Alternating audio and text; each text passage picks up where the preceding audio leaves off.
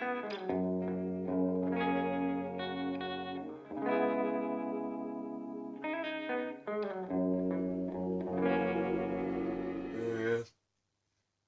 I quite agree. Well, you could say that. Oh, hi! I bet you're wondering what's going on. Well, you see, I have fallen in love with a clock named Margaret. What say you, Margaret?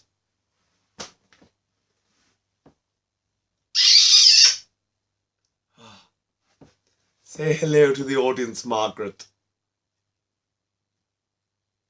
This is Margaret. I beg your pardon? How dare you?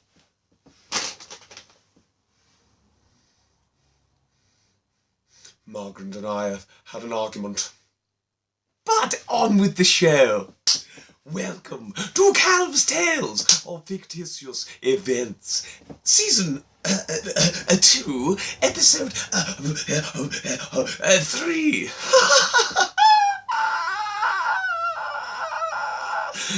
Anyway, this episode is entitled Charlie KP's for Money. Sounds saucy.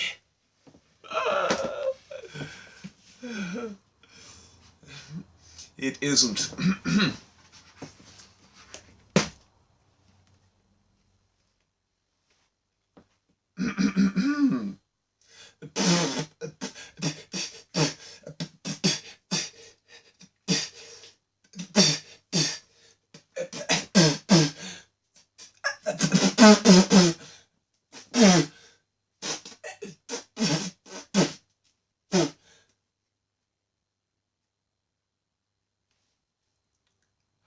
Charlie Rooney was in the middle of his KP shift when all of a sudden he reached into his pocket to find smeared Baby Bell all fucked up and melted and shit.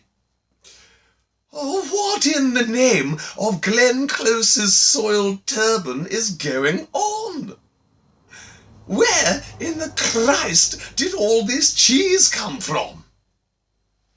He looked across the kitchen to see his colleague, Ollie, smirking most devilishly as he had secretly been filling people's pockets with Baby Bells, and he was a bit of a serial killer on the side, but that's not what's important, it's the cheese.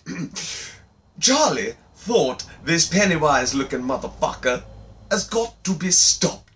And he channeled his inner Qui-Gon Jinn and fucking ran at him full force and fucking shoulder barged him into the fridge, sending rocket and severed heads celery all over the place.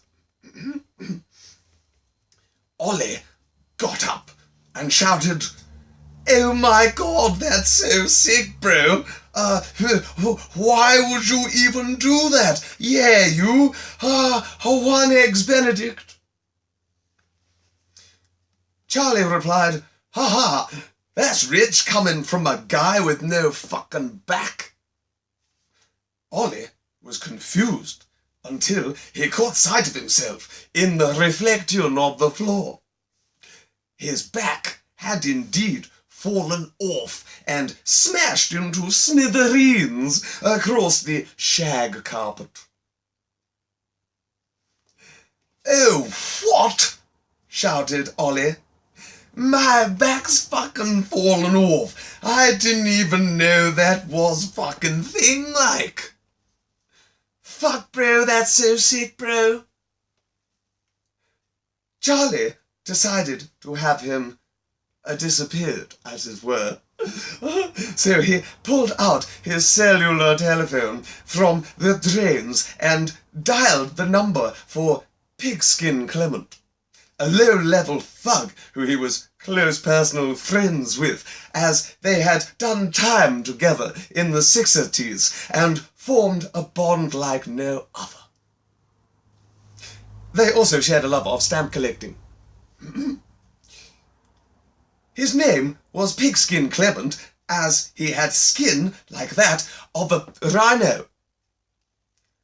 Why not rhino skin, Clement? Well, Pigskin Clement had a deathly fear of rhinos ever since he was a child, and a rhino broke into his bedroom and stole all the batteries from his TV remote. Charlie left a whispered message and hung up the telephone. He waited. All of a sudden, Pigskin Clement burst into the kitchen. Charlie nodded like a boss in Ollie's general direction, and Pigskin Clement ran at Ollie. But, 'cause he was not a smart man and had blood in his stool, he accidentally slipped on a patch of Ollie's broken back shards and fell head first into the chip fryer, immediately pissing and shitting himself on the process before burning to death quite hilariously.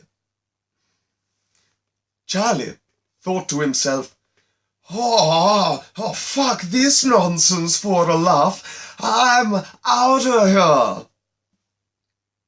And he skateboarded towards the door, but his wheels slipped in the piss and he was sent flying through the window and into the car park, where he landed, teeth first, on a bench. His top set of fucking teeth were only embedded in the fucking bench, good and fucking proper like. Oh, God damn it, Charlie said with a face full of bench. This is not fucking ideal. A gentleman who was half man and half coffee table approached him, scratched one of his knots and said, Oi, bitch, how you gone and done that, squire? Didn't you see the fucking sign? Charlie looked to his left and saw a sign that clearly did read, Please do not bite fucking chunks out of the bench. Ha ha ha ha, laughed Charlie. How incredibly ironic. That's very, very funny. Now, what to do about my chompers? I know. I'll loosen them with some sewage water from this adjacent drain.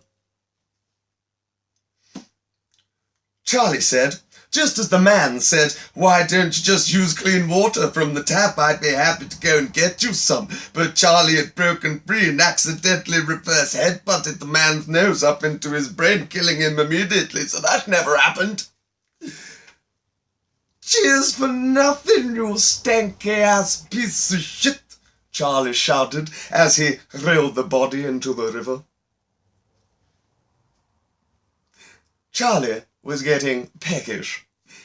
He spied a sweet old lady eating a packet of Bourbon biscuits and decided that they would be his. He picked up a cheese and pickle sandwich off of the floor and held it at the old lady, smacking her in the head and sending her toppling backwards into a lake of liquid nitrogen. Charlie was confused. It was only a sandwich, yet it scat that dozy bitch off her horse a treat. He approached the sandwich and pulled the bread apart. A brick fell out. It was one of those rough, sharp ones with the fucking little holes and shit. Oh, no fucking way, shouted Charlie. This is one of those joke bricks. I've fucking heard about these, son. They are just like regular bricks, but they are designed purely for practical jokes. This is genius, Charlie thought. Fucking hell, there's another one, he shouted. He grabbed the brick and hurled it at a skateboarder, cracking his skull and ruining his pop shove-it. I feel bad for the son of a bitch that lost all these joke bricks, said Charlie. And with this, he grabbed a third and a fourth brick and stacked them one on top of the other. Like fucking that. Apologies.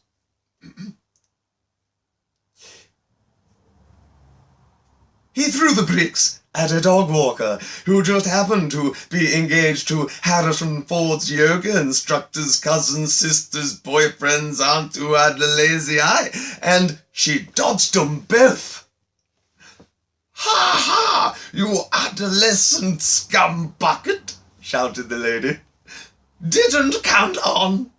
And she was immediately cut short, as Charlie had indeed thrown a fifth brick, and it hit her directly in the teeth, sending her flying backwards and making the fucking dog go apeshit, man. He thought, this is fun. I should go and try it at a different location. So he left the building site and approached the public library. Oh, I'm on a shitting all the books, thought Charlie, when someone tapped him on the shoulder. It was Ollie, fully padded out with a prosthetic bag and shit, and he had revenge in his eyes. Time to die, you silly little. To be continued.